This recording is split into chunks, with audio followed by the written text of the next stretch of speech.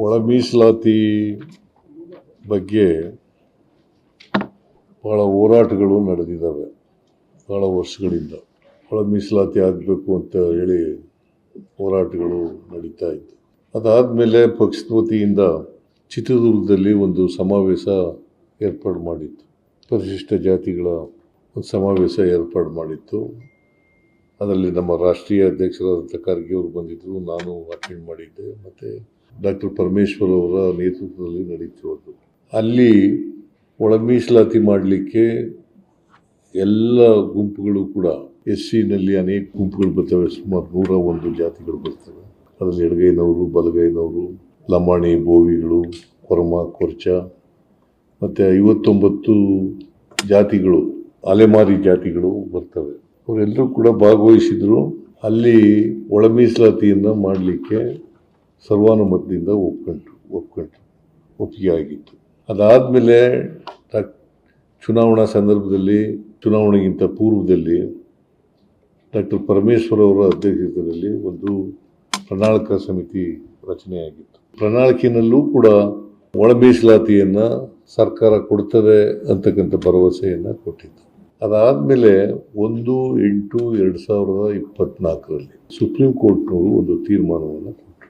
ಒಳ ಮೀಸಲಾತಿ ಮಾಡ್ಬೋದು ಅಂತೇಳಿ ತೀರ್ಪನ್ನು ಕೊಟ್ಟರು. ಅದು 7 ಜಡ್ಜಸ್ ಇದ್ದರು, ವಿಭಾಗೀಯ ಪೀಠ ಕೊಟ್ಟ ತೀರ್ಪು. ಒಳ ಮೀಸಲಾತಿ ಮಾಡಲಿಕ್ಕೆ ಸಂವಿಧಾನದ ವಿರೋಧ ಇಲ್ಲ ಅಂಥೇಳಿ ಒಂದು ತೀರ್ಪನ್ನು ಕೊಟ್ಟರು. ಆ ತೀರ್ಪು ಆದಮೇಲೆ ನಾವು ಒಂದು ಆಯೋಗವನ್ನು ರಚನೆ ಮಾಡಿದ್ರು. Nagamohan Das, retired high court judge, ಅವರ ಅಧ್ಯಕ್ಷತೆಯಲ್ಲಿ ಒಂದು ಏಕಸದಸ್ಯ ಪೀಠ ರಚನೆ ಮಾಡಿದ್ರು. ಅವರು ವರದಿ ಕೊಟ್ಟರು. ಆ ವರದಿಯನ್ನು ಕ್ಯಾಬಿನೆಟ್ ಮುಂದೆ ಇಟ್ಟು ಸರ್ವಾನುಮತದಿಂದ ತೀರ್ಮಾನ ಮಾಡೋದು. ಆ ವರದಿನಲ್ಲಿ, ನಾಗಮೋಹನ್ ದಾಸ್ ಅವರು ಕೊಟ್ಟಿದ್ದಂಥ ವರದಿನಲ್ಲಿ 6, 5, 4, 1, 1 ABCDE ಅಂತ ಕ್ಯಾಟಗರಿ ಮಾಡಿ ಅಷ್ಟು ಕೊಟ್ಟಿದ್ದರು.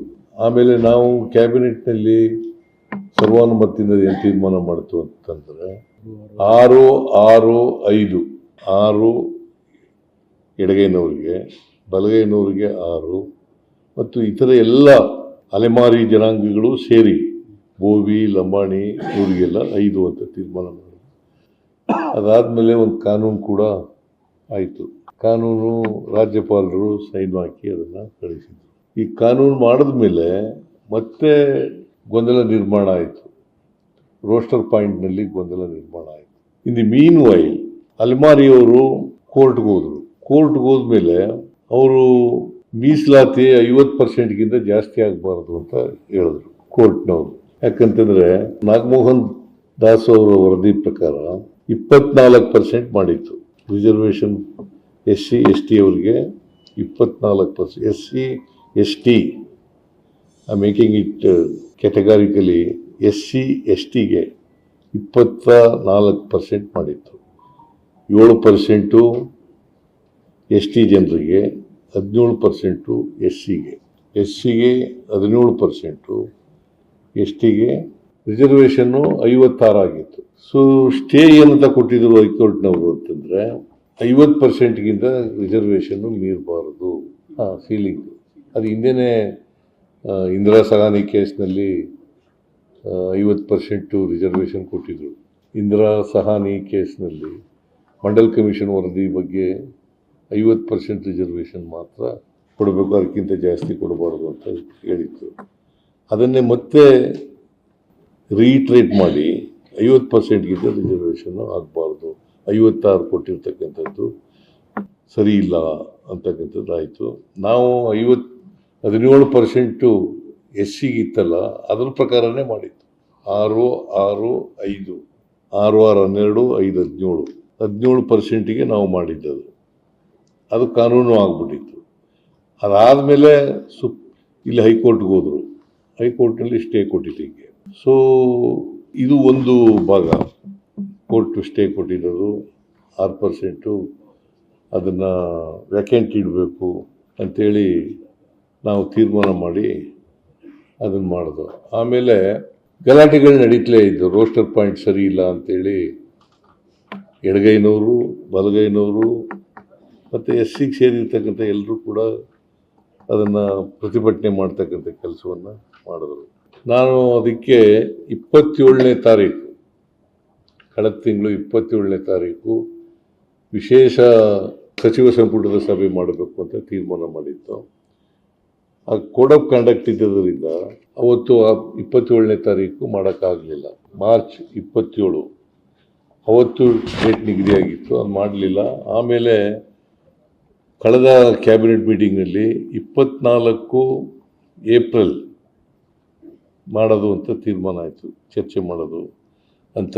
ಅವತ್ತು ಫೈನಲ್ ಮಾಡಲೇಬೇಕು ಅಂತೇಳಿ ಅವತ್ತು ದೃಢ ನಿರ್ಧಾರ ಮಾಡಿತು.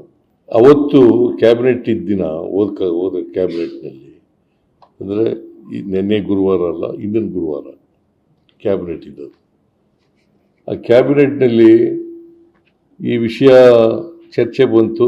ಚರ್ಚೆ ಬಂದಾಗ ಯಾವ ಡೇಟು ಮಾಡೋದು ಏನು ಅಂತೇಳಿ ಇದು ಚರ್ಚೆ ಆದಾಗ 24ನೇ ತಾರೀಕು ಮಾಡೋದು ಅಂತೇಳಿ ತೀರ್ಮಾನ ಆಯಿತು.